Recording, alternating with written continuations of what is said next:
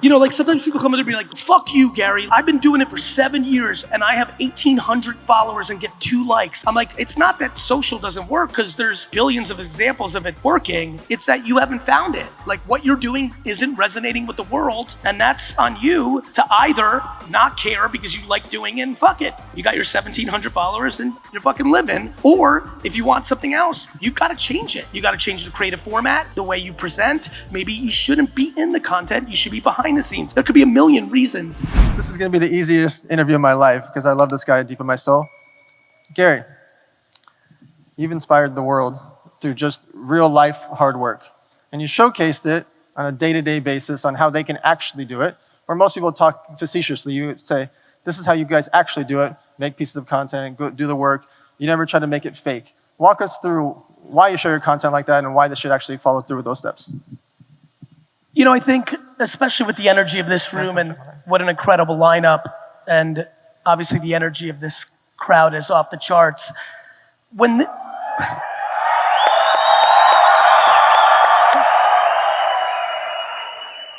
To that point, I think for the OGs of this crowd, call it 42 and above years old, a lot of us in this crowd that are of that age realize that entrepreneurship wasn't in the zeitgeist of popular culture. When I was growing up, there weren't entrepreneurs to look up to. It wasn't a thing.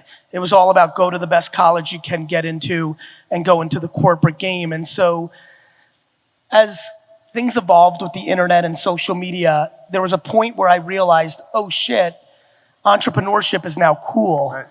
And that was neat, and I thought that was fucking amazing, and I was like, in it, and I was like, okay, let's understand what this means. And then over the next 3 to 4 years, it became obvious to me that a lot of people talked about it because it became cool, the way they would talk about sports or being a rapper. Like kids in high school are like, I'm gonna make the league, I'm gonna be in the NBA, or I'm gonna be a famous rapper.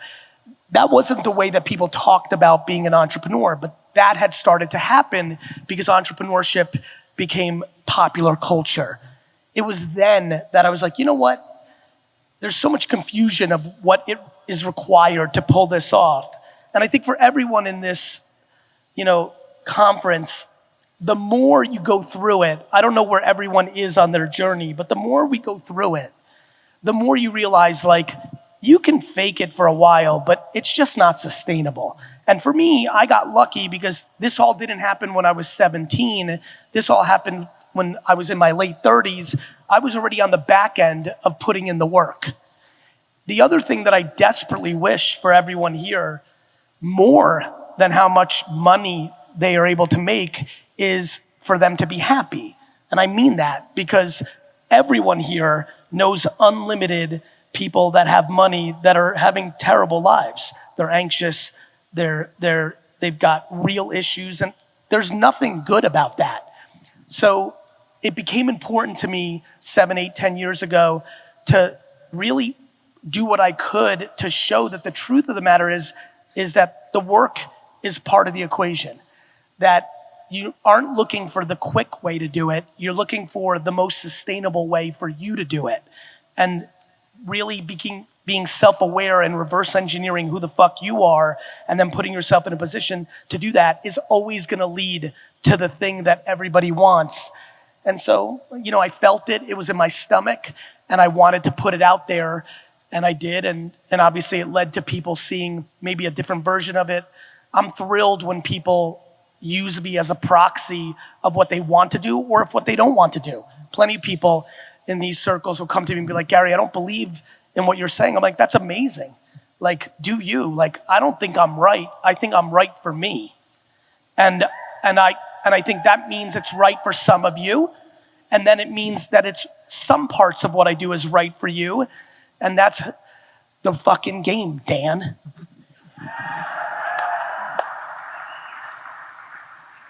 So when you walk through it so clean and simple, like this is what you do over and over and over for 1 year, 2 years, 3 years, 4 years, and if you do this every day, you'll get there. What do you actually think when people don't follow through with those things? Like, why don't people actually follow through with the simple game you give them? Well, there's a million variables that go into that. Like, the biggest thing that is holding back all of us, me included, from whatever we want is not recognizing things, not seeing it, right? Like, I didn't realize for 25 years as a manager that my lack of candor, GaryVee, for all of you, is very candorous. It's a strength. Gary Vaynerchuk, the CEO of 2,000 people at VaynerX, struggled with candor because if I like you, it's harder for me to say something. You know, this is, you know, when you're posting to the world. So you're not talking to anybody specifically. When you're talking to a direct report that you're in the trenches with every day, they become your brother and sister. They become family when you're really about it. And it's sometimes hard to tell them they stink at something because for me, the number one thing I hate in the world is fear. I hate fear. And a lot of people weaponize fear to get people to do what they want. Politicians, teachers, parents. Fear is weaponized often.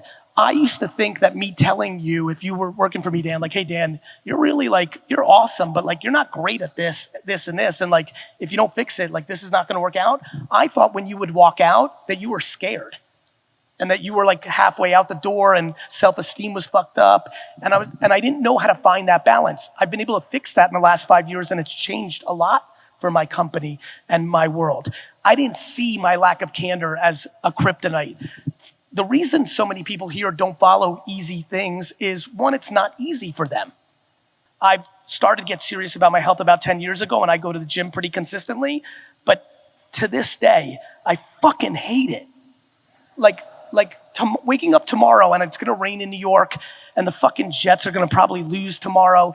And so I'm already in a bad mood and waking up at like 8 and having to like put in a workout is like the least natural thing. Yet if you told me, Gary, we need to work 98 hours straight on this to solve it, I'd be like, let's start right now. That's easy. So for a lot of people, it doesn't come natural. The reason, Dan, I think for a lot of people, it doesn't come natural is they're chasing the financial part of it. And so by chasing the financial part of it, they don't really like it, which is why they want it to happen faster, which is why they don't follow the work ethic required. I understand that because that's how I lived my life in health and wellness, and that's how I lived my life as a student. I didn't like it, which is why I sucked at it. And there was no thing I could do to fix those two areas. But in business and entrepreneurship, I loved it. It's my life. I'm pure fucking bred entrepreneur. I like the game. And so it comes easy. But I think what I'm hoping is that if people realize in this new internet world that is now mature, that we all live in, they can, instead of chasing the next trend, if they chase a category of passion, something they like, and built a business around that, they're far more likely to pull it off because when they wake up, they actually want to do it because the thing is interesting, not the shit they get from the thing.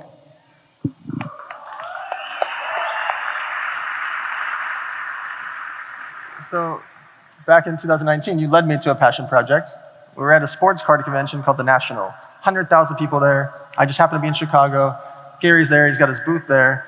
And I come by the card show, and you've got, at the time, like 900 employees. Now you have 2,000. You had like 900 employees. And I watched you buy a sports card for $60 and spend an hour negotiating with someone else to sell it for $100. So you're gonna make $40 while you have 900 employees back home. And it's burned into my mind. Why? Like, what is so much about the game? Or because what was $40 fucking dollars in profit's a fucking come up.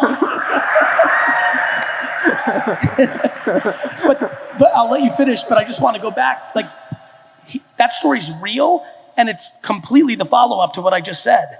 Me buying a sports card for $60 from one booth, walking around for an hour, and then selling it for $100, and making those $40 gets my juices going way more than when VaynerMedia lands a $10 million account, and it's not even fucking close.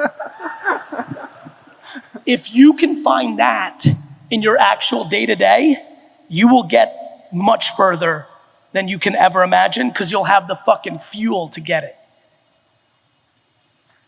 So for people out there that are trying to figure out the thing that they like, sports cards and Pokemon, working for an accountant, a lawyer, real estate, selling door-to-door, selling solar, working with these companies, like, how do they find that thing that makes them excited? You have to taste shit. I texted 7 to 10 people to come by the National in Chicago in 19. You said yes. You had no fucking idea. You just showed up and then it led to something. The amount of people here that start conversations with no breaks my soul. Most of the best shit that was ever destined to happen in your life, you said no to. We have to, especially this crew, one of the tenors of business or entrepreneurial success is to be in the business of maybe instead of the business of no. If you're in the business of maybe, you spend a little time double clicking into shit. If you're in the business of no, you already lost. There's so many people here, Dan, that say, well, Gary, I say no because I'm saving my time. My time is precious. When their time isn't worth as much as they think. It's fucking ego. Your time's not as valuable as you think. And understanding the power of maybe is humongous. And so the way they all figure it out is by saying maybe, which leads them to doing 7 to 20 things or going to 7 to 20 things that they wouldn't have prior. And in one of those 7 to 20 things is the fucking thing. So oftentimes people have like a goal number. They're like, once I make 100 grand a year, or I make 250 a year, or once I buy the house, or once I make $1 million a year, once I make 2 million, but the goalpost always moves. What are your thoughts about when people have these numbers or these goals in their mind for that financial gain? I think this is a self-awareness game. I think for some people here, those goals really work. For me, I just made up something when I was 12 that was so big that it allowed me to play forever. To buy the Jets, right? And so, are you going to buy the Jets? Am I going to buy the New York Jets? Yeah, I think I am. But, you know, when I clip this in 40 years, when I don't buy them and have to explain what the fuck happened, I won't be upset because I am focused on what I can control, build the biggest and most sustainable and best and healthiest businesses I can to put me in a position that if the serendipity of the world and the timing and the stars align, that at a time when I can actually afford it, which would not be tomorrow.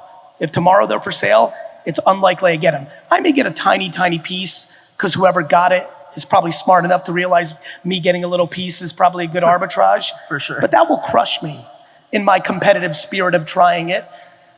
But if I don't get them, that'll be fine. Chasing them has been the great joy of my life. And that's what I want for everyone, where the process is enjoyable.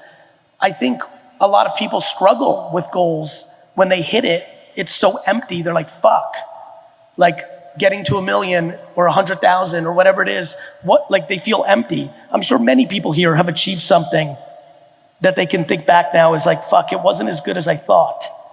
Because the ideology of the thing was what they put on a pedestal, not the day-to-day game of trying to get to the thing. And so when I'm at a conference like this with all the other incredible speakers you've got lined up, and I think about like, what could we touch on in this talk that might bring value, that might not be touched on, I just don't think, Dan, people put enough energy on enjoying it. It's like winning at all costs is fine, but not at your cost. You know, it's just not. And at 47 years old and being around the game for a long time now and knowing how many people got to the top of the mountain on paper and lost their lives, their loved ones, lost everything once they got there because of how they got there, like all the shit, all the fucking shit that comes along with it. I don't want that for a single fucking person at this conference.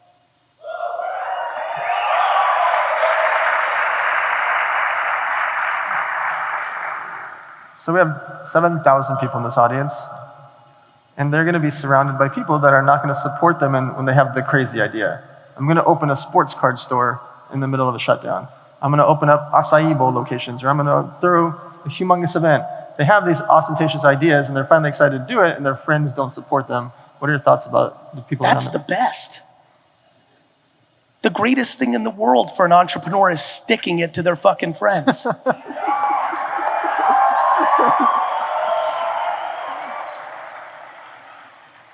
I got nothing else to fucking say about that. Like, yeah, like, honestly, I never get mad at anyone.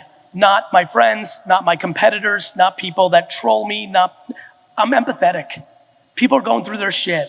If your friends don't support you, it's because they can't see them doing it, understood. It's because they're unhappy and they're starting to develop a little envy and jealousy of you, not because they don't love you anymore or they're not your homie, they're just not in a good place. I think too many of us that are succeeding are not doing a good enough job bringing our friends along from a place of empathy, compassion, and sympathy. Don't be mad at them, have compassion for them. So, you know what I mean? I think a lot of us know what we mean, right? We're like, no, fuck Don. He's fucking jealous, motherfucker. Don, your boy that you grew up with, is just in a tough spot right now. Deep down, he's super pumped for you. He's just not in a good place. You need to fucking be double friend, not cut them off. So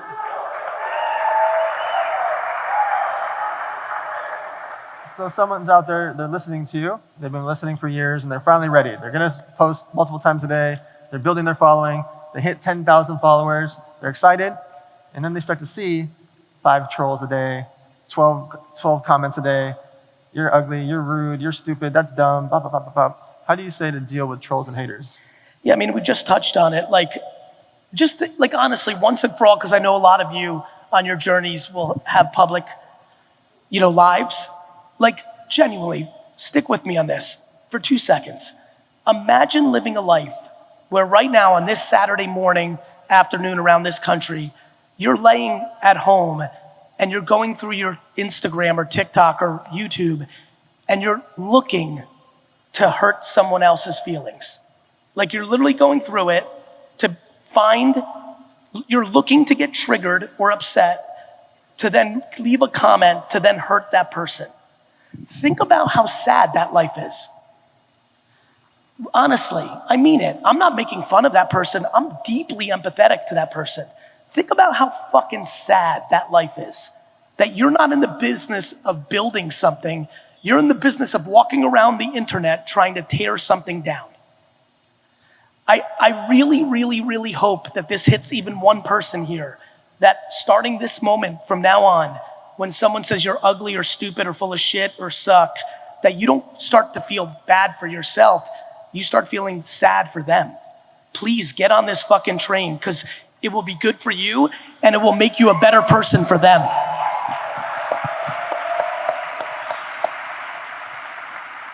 Dan, literally, I am always consuming because I want to know what's going on. The only time I ever feel compelled to say something is not, and I disagree or see the world differently than a lot of people posting. I'm not compelled to razz that person. The only time I'm doing anything is usually DMing people in this room saying, keep going, right? I'm trying to give love because I'm happy inside. What we do publicly is a complete reflection of what's going on inside. The only time I feel compelled to do something is to tell one of y'all, keep fucking going, you're not far. So,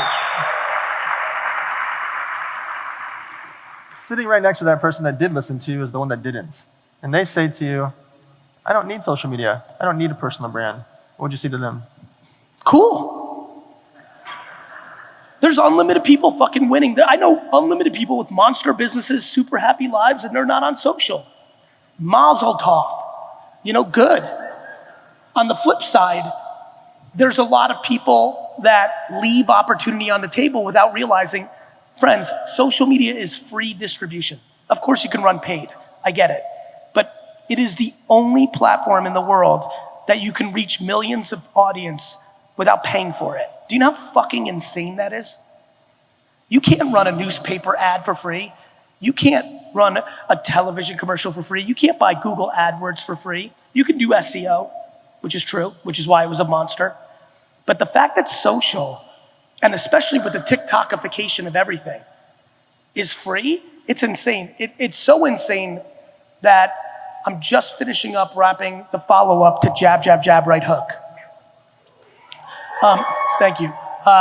Originally it was called Jab, Jab, Jab, Left Hook, which I liked. But as I was writing it, which is the thesis I have on where we are right now in the current state of the internet and attention, I changed the title of the book, and now it's going to be called Day Trading Attention.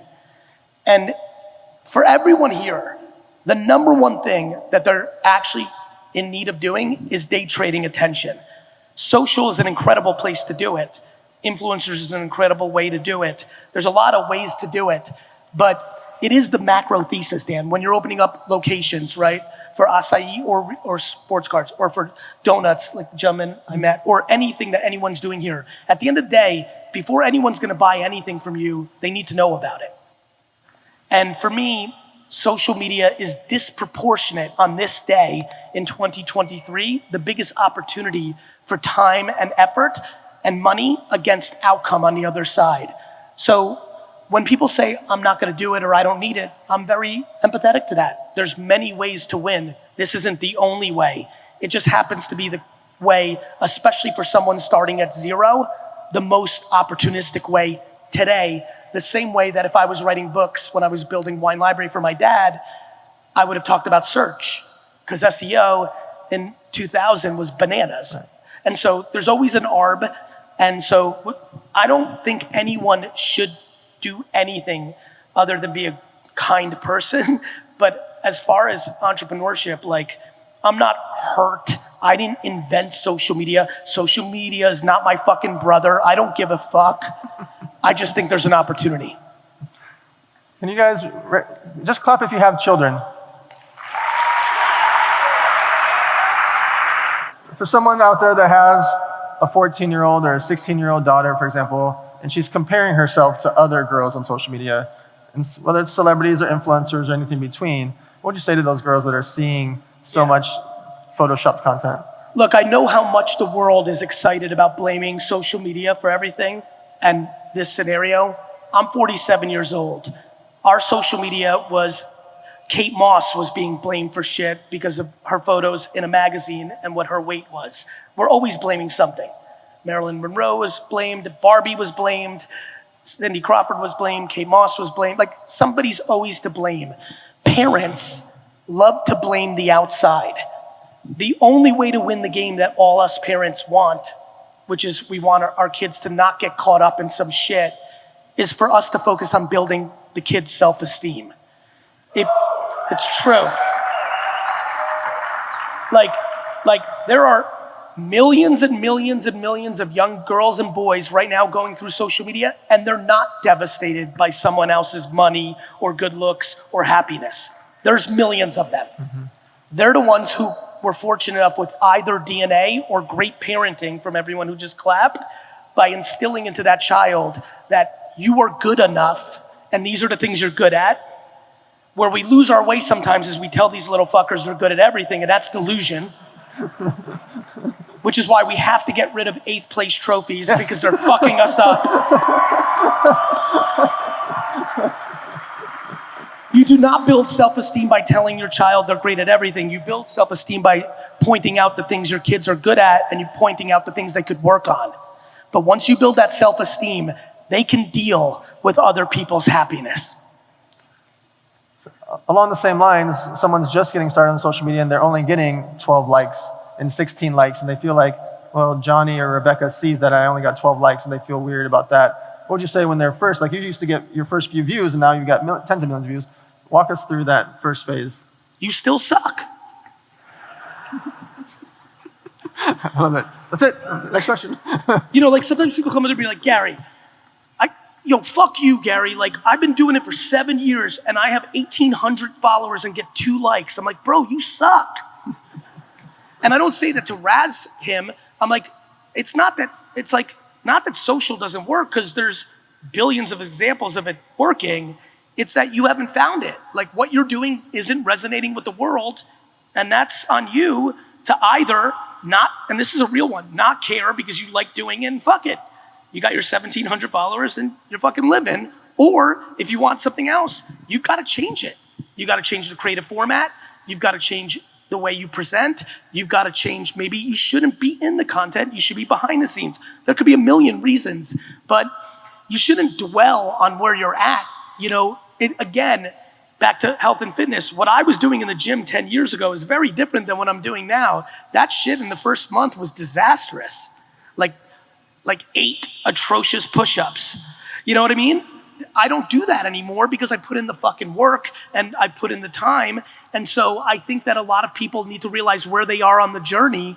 And I do think people give up too soon because the first year didn't go well and they don't realize that they're just starting. It's about reps. And I think, again, this all goes into the mindset shit that I'm most fascinated about. Most of the shit that everyone here is not achieving isn't based on them not knowing the tactics.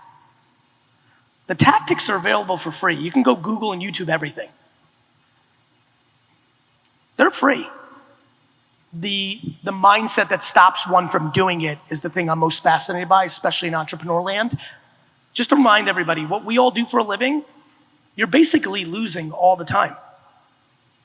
This journey of building shit is a game of micro losing all the time. And if you get really good at micro losing, you tend to macro win. And what that means is there's always little step backs. But if you take something from it and you tweak and you build and you tweak and then something else gets fucked up, it's like the whole, the boat that keeps having holes in it. You're on the boat and this thing's fucked up, you put your finger in it, you patch it up, that's fixed, but fuck, 2 things popped up over here. Everyone here is micro losing. I'm losing all the time. We lost a client this week. We lost 3 good employees that I didn't want to lose. You're constantly losing. We need to fall in love with losing. This is where I get serious about the 8th place trophy. The reason that's dangerous is we're teaching kids that losing is bad when losing is actually the best. The best fucking entrepreneurs in the world love to lose. Promise. So a moment ago. And just notice, Dan, just notice how light the claps were on that. Yeah. Right? Like just notice what everyone just did. There was a couple. People don't like to lose because they worry about what other people think. Whoa is right, motherfucker. People don't like to lose because they're actually worried. I don't give a fuck what you think about my losses. Not because I'm audacious or I'm mean, because it's like an athlete. Do you understand? Could you imagine an athlete stopping every time the home crowd booed? I mean, there wouldn't be a single Jets player on earth. I'm booing within the first 8 seconds of the game. All of you are on the fucking field. Do you understand that all of you are on the field? So it doesn't matter what your fucking mom or uncle or sister say. They're on the fucking stands eating popcorn watching you fucking play.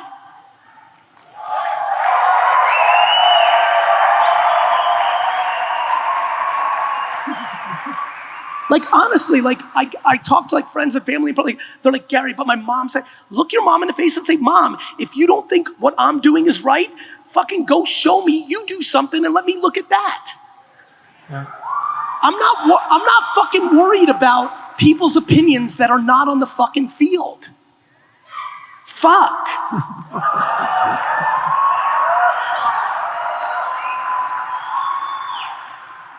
So here in Salt Lake, we have a lot of people that are in the door-to-door space. Yes. Obviously, one of our sponsors. When you start making money early, these guys are 22, 24, 26 years old, making 10 grand, 20 grand, 30 grand, 40 grand, some of them 100 grand in a month or 200 grand in the summer. What do you say to the kids that are making money like that at 22, 24, 26, so they don't go? Yeah, that shit scares the fucking shit out of me. Look, I mean, when you're making that kind of money at that age, I really get worried because I'm wondering, what's going to happen? It's cliche. Going back to what we just ranted about, so many people are living their lives to impress everybody that they're going to go take that money and buy dumb shit, right? It's going to burn a hole in their pocket. Many of them are thoughtful and will do smart shit. Look, I think there's a million things people could do in that scenario, and I don't think anything I'm about to say is the right way. You've got to know your situation. For some of those people, they're going to do incredible things like pay off debt for family members and remarkable things. For some of them, they are going to buy a toy, and that's okay too. I know I talk a lot about, people buying things, and people get mad at me. They're like, no, Gary, I like this car. I'm like, if you really like it, you should be like, I buy tons of dumb shit. I buy custom jerseys of 4th string Jets players for $180. They may never play, and I buy it strictly to go to the stadium and wear the jersey to peacock that I'm the biggest Jets fan in the stadium. That's not smart, you know? So they'll buy toys, it's all fine. I think the biggest thing is, at that young of an age, there's so much good you could be doing with that. Yeah. But the biggest thing that I think about that, when I hear that from you, is finding your relationship with money. You know, one thing I think we all agree that is completely no longer talked about is saving money. That used to be like the only conversation in this 50s, 60s, 70s, 80s, 90s. Like, I literally look at Google Trends and search on social, like nobody's talking about saving money, right? And when you come into money quickly in your early 20s, a lot of times you think it's always gonna be there. And so we see a lot of people in that scenario, it comes and then it's gone, and they've already tasted having money, so now they're depressed because they're 26 and they have less at 26 than they had at 22. And so these are the things I worry about. I just think building an actual good relationship with money where there's a balance between savings, investing, buying some things to make you and your family happy, just finding a balance. So, thank you.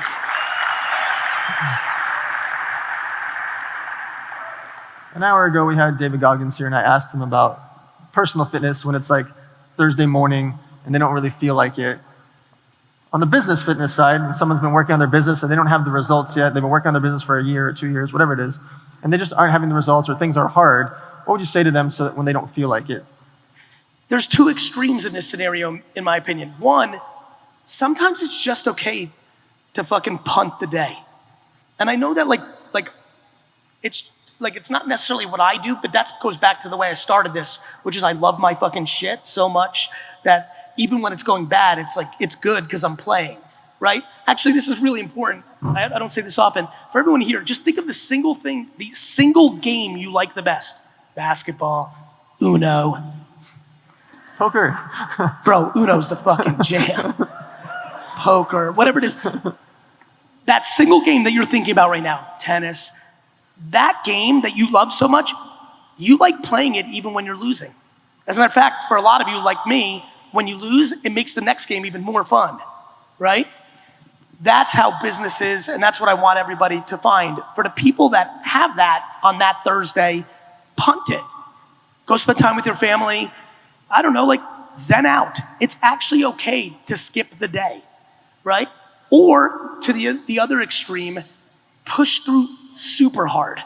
Because when you get through that day, you've shown yourself resilience, and you get to the end of the day, you feel accomplished.